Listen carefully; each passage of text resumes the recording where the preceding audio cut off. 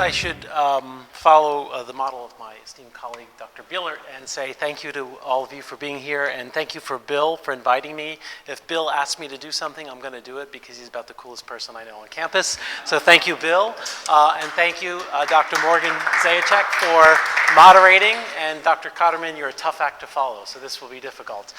There will be no throwing apples, no flying fruit, but I might move a little bit because I'm going to actually give my talk directly from the slides. I'm an improviser by training, so my talk is a little bit improvised on some themes that we had hoped in sort of loose discussion might help sum up what we're talking about, and I actually think this would be a very good summative talk.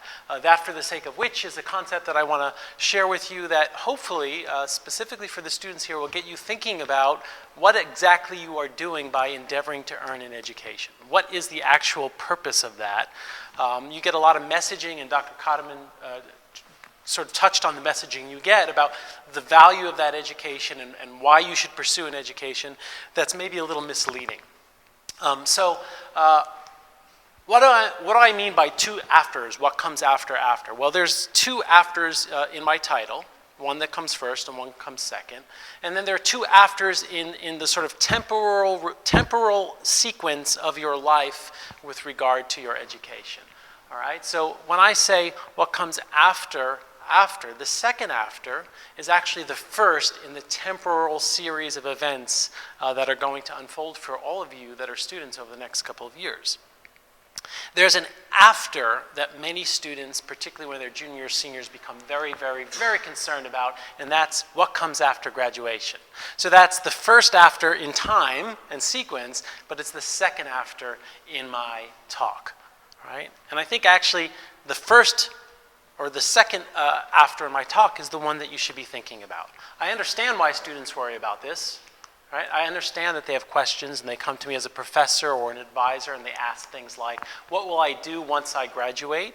It's a legitimate question. It's real. I don't want you to think I'm dismissing it. But I think to answer that question, you need to be thinking about what comes after you graduate. Okay? Students often ask, will my major prepare me for what comes after graduation? And I'm emphasizing the word major there for a purpose because they ask me another question that's very similar. Will my degree prepare me for what comes after graduation? And I think liberal arts, and the way we're talking about liberal arts, we have to understand that there's sort of two kinds of knowledge you're pursuing. You pursue them both in your major and in your general studies, but your major tends to focus on one kind of knowledge, and your general studies tend to focus on or represent another kind of knowledge. So I hope in my talk to make distinctions between those two types of knowledge and how you might think of them as tools for helping you discover what comes after in your own particular story. All right, so I want you to shift your focus from what comes after graduation to what actually comes after that. All right? Answering the questions of what to do once you graduate are actually fairly easy. All right? Once you graduate and you find a job, everyone's sort of primary concern, where will I live? What will I do? I remember when I graduated and I had a grand sort of idea that I would take the music industry by storm, and it was going to happen probably in, I don't know, 6 or 7 days after graduation, and that seemed reasonable. And of course, 6 or 7 weeks after graduation, it still hadn't happened. Fortunately, I had very understanding parents. At that time, they suddenly decided that my pursuit of music was actually something they would support because they realized that if I pursued music, I probably wouldn't have a job anytime soon, and I would continue to live in their house. But living in my parents' basement was fun for about 3 days. Right? So what comes after finding the job? Well, I found the job, and I thought, well, I have everything answered now. But the truth is, the real answers came after that. Okay? And your education and what comes after that immediate sort of 6 months to a year where you're looking, what do I do? What is the next thing? Where am I going to live? Your education and what comes after that are actually very much related. So that brings me to the topic that I'm going to leave you with tonight, which will probably answer less questions than it will raise for you, and that is a concept from Aristotle, that for the sake of which. And I'm going to ask you to think about that for the sake of which you're pursuing a liberal arts education. All right, in order to make those themes and ideas clear, I'm going to ask you about a a common everyday item. It's sort of a game, so I need you to participate. Again, there will be no flying fruit, but I'm going to ask if you know what it is I'm about to show you, that you speak up and say, that is such and such. You don't have to raise your hand. We can do as we might do in pre-K or kindergarten and just shout out, hopefully shout out with some glee, although the thing I'm going to show you is not very exciting, but it's actually a very good model for understanding that things, actions, and endeavors are never simple. All right, let's go over that again. Things or objects, actions, and endeavors are never simple. They're never fixed or bound up in what we see them as, in what we see in their initial form. All right, so we're going to start by me asking you, what is this? And I'm going to put a form, an image, before you. We're going to then unpack what that image is. So what is this? How many people agree it's a hammer? Does anybody else think it's something other than a hammer? Or something as well as a hammer? How about a tool? Is it a tool? Okay, so a hammer, it's a tool, which is a kind of, or a hammer, which is a kind of tool, right? Tool is a sort of large category. What else is it? Literally, what else is it? Well, that's what you might use it for. That's what you might use it for, but what actually is it? What is it made out of? Okay, it's wood and metal, maybe some varnish and glue.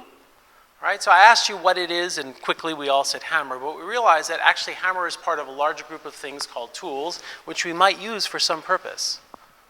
And that hammers require a kind of design. There are parts and pieces that go into the hammer. Right? I want you to think about making a hammer. Imagine you're an ironsmith or a woodworker. I guess you'd have to be a woodworker and an ironsmith, and you made this hammer. Why did you make the hammer? For hammering, to nail things in. Is that really why you made the hammer? Is that really what it's for? For a bigger purpose.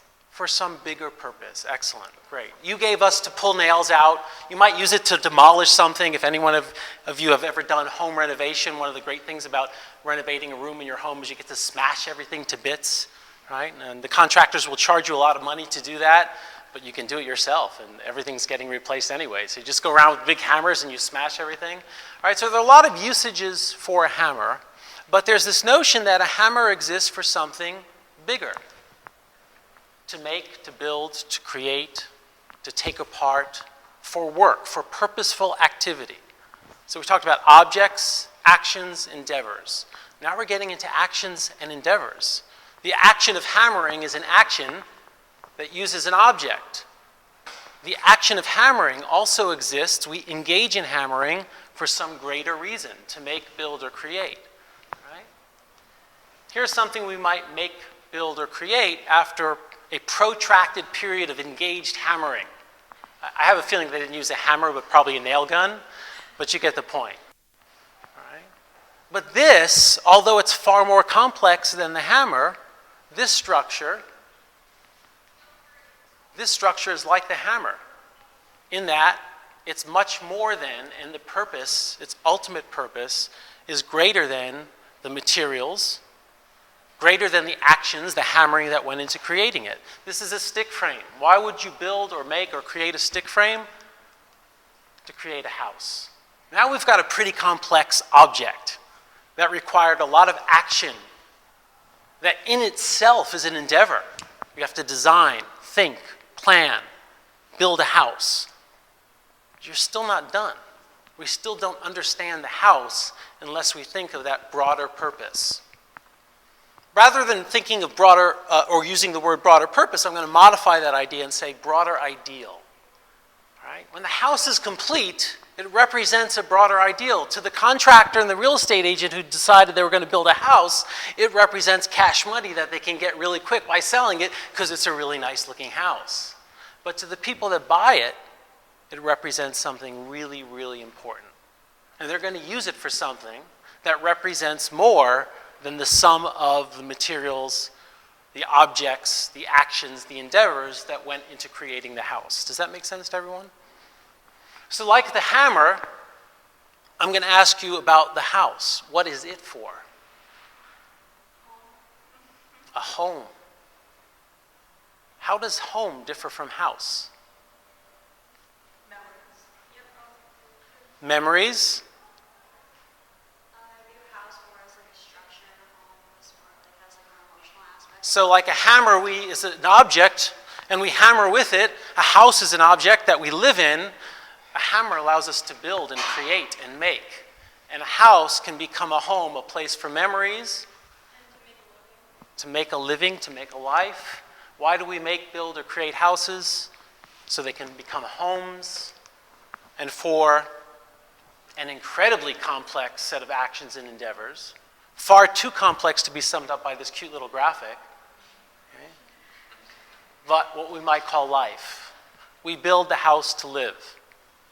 Now, I know nothing about building houses, despite the fact that my beloved grandfather was a carpenter from Italy, and he took me on many jobs where he built houses, and I learned nothing, because all I could hear was the sound. They were actually using hammers in those days, the sound of the hammers, and it was like drumming and rhythm, right? Okay? So I'm sharing this with you not to teach you about building houses, because I have no qualifications to do that, but to show you that from the simple hammer to the complex concept of home, things exist for some greater ideal. We create things, we do things, we engage in activities in pursuit of a greater ideal. And that's where we get into two afters. There's the after of our doing, whatever it is we're engaged in. At some point, we're going to reach milestones in that doing. In the case of your education, you're doing and doing and doing so that you get midterm progress reports that are cool and that you can say, phew, no difficult conversations to have with mom and dad. Okay? And we're doing and doing and doing so we can get through finals, so we can say, yeah, got a 2.999. Cool. It's almost a 3.0. Right? We're doing and doing and doing to get to those small milestones, those sort of markers along the way. We're doing and doing and doing to graduate. And that's what students often focus on because they have to. Again, I don't want to be dismissive of those points of focus. You have to focus on those things. But one thing that might make the focus less stressful and answer some big questions, if you say, what might come after I get through the doing? Right? And that second after is becoming. And there's a difference between doing and becoming. Okay? Now, I would love to tell you that I had a magic formula for doing and becoming that I could share with you. But that would be really awful, actually, because if I did, I don't, but if I did, it would be my magic formula. It wouldn't be your magic formula. Right? And that's where what comes after, and that for the sake of which you pursue a liberal arts education, becomes really complicated. Because every one of you will have a different doing, and every one of you will have a different becoming. That doesn't mean there can't be some points of commonality or things that you share with people of your generation or from your region or of your cultural background or language groups. There might be some commonality, but ultimately your becoming is idiosyncratic. And that actually is the beauty and the joy in becoming. Right? Not a standardized doing and becoming. Those things are actually quite limiting. All right, so what does this have to do with education? The hammer is a kind of analogy. When we do things or make things, we do them or make them for reasons that transcend their immediate value. It's easy to lose track of those bigger ideals because the doing, the engaged activity is pretty intense, especially when you're in college, right? Okay? Those are short-term results, right? Oh, yeah, that's right. Okay, so I put together this little chart. Going back to that concept of thing, an object, or an action, an endeavor, there are short-term goals associated with the thing, action, or endeavor, and there are long-term goals. In the case of the hammer, it's a utilitarian object. You kind of figured that out. Its immediate use is hammering. I'm really excited that somebody actually said hammering nails. That worked perfectly with my presentation. The short-term goal is what comes after using the hammer. That's the making, the building, the creating. That's the stick frame house, which is actually quite a complex structure. It's a very clear, important milestone in the development of the finished house. But what comes after is a place for security, the concept of home, a place to live, memories. That was a beautiful sort of idea. All right? we do with specific technical knowledge for short-term goals. Now, we talked about your major and how it might differ from your general education. In your major, you're really doing a lot of things, not exclusively, but a lot of things that are focused on technical knowing, technical doing, and technical learning. You have to learn the craft. You have to learn the theory of the history of music if you're a music major, right? Oop. Right. So an example of that would be hammering or studying within a major. In doing, however, we ultimately pursue that which comes after our immediate actions. The hammer allows us to realize an ideal, home, and education allows us to realize other ideals. I told you I had no magic formula, but I will give you some idea of what those ideals are at the end of my presentation. So there's an ellipsis there, not to be mysterious or coy, but to simply say it's a difficult thing to say what comes after. But I have some ideas about where you can look to find out. All right, so using the hammer is more than just, I've got a hammer, let's bang in some nails. It's something that requires a kind of knowing that we might call techne. Techne is a Greek term, and it's the root. The reason I'm using it is because it's the root of technical, technology, right? And we hear a lot about technical education, science, technology, education, or engineering, math. Those things are very important, of course, right? But techne, and the technical knowing that you do in your major, is one kind of learning. It's one kind of doing. We can define techne as skilled or artful doing, technical or procedural knowledge, vocational expertise might come into play here. All right? Again, what you do in your major course of study. But using the hammer is not about techne alone. In other words, once you learn to hammer, you need something else to get you to think about the grander structure and also the broader ideal that that grander structure comes to embody over time. Right? And that's something called poiesis. Some of you who are my students have heard me talk about this. We've talked about it a little bit in Jam Band. One of the members of the Oneonta Jam Band is here. And I talk about it in a lot of my research on music learning, because music learning requires technical knowledge, but it also requires this other kind of way of knowing and also way of doing that's called poiesis, and I'll explain what that is. Aristotle described poiesis as purposeful production, creating something by drawing on techne. So techne is part of it, it's dependent on techne, but accessed via engaged activity. It's not just that there's techne, it's that you're doing something that draws on that technical knowing. For example, your studies at Oneonta, your comprehensive studies, draw on what you learned in your major, perhaps on technical skills you learn in your general education.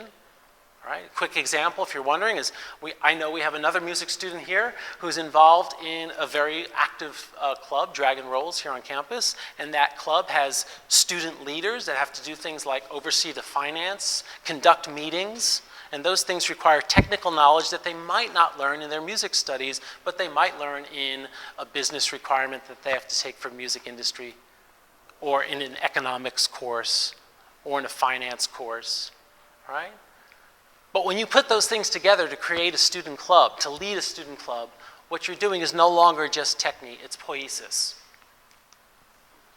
Heidegger also wrote about poiesis and drew on Plato's notion and also expanded on Aristotle's definition. He spoke of poiesis as, and I think this is a really good concept here, a bringing forth. Through purposeful engaged activity, you bring forth that ideal that transcends what it is you're actually doing.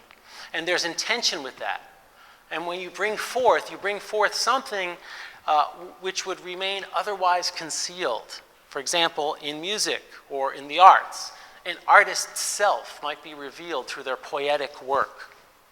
An expression of an idea, or again, the notion of a broader and desired ideal. Poiesis then is doing, making, expressing with intentionality, and it depends on but transcends technique. All right, so the two are kind of bound up, and that's why I have this next slide where it shows that they're interrelated. Technique alone has limits. Knowing how to do something is fixed in time. So a technical education that's just about technical knowledge is really, really good for about 3 to 5 years. It depends on the field. Certainly in music, for example, production, which we teach here at the college, we have a really fantastic audio production program here. The faculty members in that program have to be constantly learning because music production and the technologies involved in music production, the technical knowledge necessary to certainly do audio production, but also to teach it, is constantly changing. So techne alone can be limiting because what you learn represents what is the sort of state of the art or the height of practice at a given time. And that doing changes over time. Knowing how to do without some sense of why or in which context one does keeps one mired in technique. So that's what I'm asking you to think about, is why do you do things? And what are the contexts within which you're doing? And how does that relate to those broader ideals that you as individuals can bring forth through your study, through your engaged activity here at SUNY Oneonta? All right? Avoid focusing on techne and technical knowledge. Avoid privileging that over other kinds of knowledge. Otherwise, you'll become fixed, rigid, and stuck in a particular time of practice. Poiesis brings forth and reveals the concealed, which leads us to the realization of ideals that transcend technique. And that's where becoming comes in. Poiesis is about becoming, and it requires you. It requires you to do some very hard and deeply personal work that actually we can facilitate. In that way, we can be helpful, but we can't do the work for you. We can't even tell you how to do it. We can be there to facilitate your process as you pursue the bringing forth of the ideals embodied in your own view of education. And I have, again, some ideas that I'll leave you with about what those might be. If we use the same chart we use for the hammer, education is an action and it's an endeavor. It's also a thing, right? But it's an action and endeavor. It involves doing. It has short-term goals, in your case, earning a degree, and it has longer-term ideals that could be brought forth, right? The education as an endeavor is utilitarian, passing classes, immediate use, getting that degree. But getting that degree is kind of symbolic. It marks a milestone. It's more than symbolic in that it gives you a credential and you leave with some bodies of knowledge. But the bringing forth and the becoming is the really important part. Now, I gave you an ellipsis before and a question mark, and so here's in my talk where I actually explain what you're bringing forth. And that's what that for the sake of which is in the pursuit of your liberal arts education. The larger ideals for which we engage in the pursuit of that education. Becoming, but becoming specifically more fully you. And that's why we can't help beyond a certain point of facilitating your process. Because your education is about becoming more fully you. Okay? Katie's education will be very, very different than Morgan's. Okay? In the end, it will be, even if you take all the same classes. And that's because, having had both of you in an ensemble, I know you're two very different people, even though you're very similar, you're friends, you're very, very close. You're Morgan and you're Katie. And that actually is what we should value. We don't want you to be so similar that there's one prescription for the becoming and the bringing forth. It's also about becoming engaged with the people that are not like you, a diversity of others. I mean literally others, the people in this room, the people on this campus, the people in our community, and the people you come into contact with. But I also mean a diversity of other ideas, worldviews, ways of understanding, ways of speaking, ways of being. And finally, it's about experiencing more completely your humanity. Ultimately, for me, a liberal arts education is something that allows us to become as human as each of us as individuals can become. And that's what that for the sake of which is. Ultimately, you will determine that for the sake of which you're studying, whether it be a liberal arts education, the technical training you take from your major, new languages, whatever you pursue in your life. The general focus of the liberal arts provides a countervailing force to the immediate, accessible, but potentially limiting allure of technical knowledge, of technique. And liberal arts education provides a landscape within which you can at once explore and imprint upon yourself, upon your own identity, that for the sake of which you have chosen to pursue an education. Right? My final thoughts are, in that context, with those things established, learn as much as you can. Learn from everything that you can, not just from your classes, we mentioned clubs, but also just from interactions and events like this, but also from being on a campus at this time of year, What a miraculous thing to have, what was 65 degrees today? Right? That's actually an opportunity for you to learn, to be out, interacting with others, connecting. We all know that in February it's much harder to do that, at least outside, right? So learn as much as you can from all of the activities and things you can do here. Use what you learn to make your own wonderfully idiosyncratic design as opposed to a standardized design. Only then can you realize that for the sake of which you do study, learn, and live. And thank you.